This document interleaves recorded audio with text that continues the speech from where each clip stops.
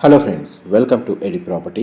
Friends, మన మోడాలి నుంచి ECIL వెళ్ళే మెయిన్ రోడ్కి 200 మీటర్స్ వాకబుల్ డిస్టెన్స్లో మనకు ఒక సెమీ గేటెడ్ అపార్ట్మెంట్ కమ్యూనిటీలో ఒక రీసేల్ 2 BHK ఫ్లాట్ అనేది సేల్కి వచ్చిందండి. అండ్ మీరు ఇప్పుడు వీడియోలో చూస్తున్న అపార్ట్మెంట్ కమ్యూనిటీలోనే మనకి ఫ్లాట్ అనేది సేల్కి అవైలబుల్ ఉంది.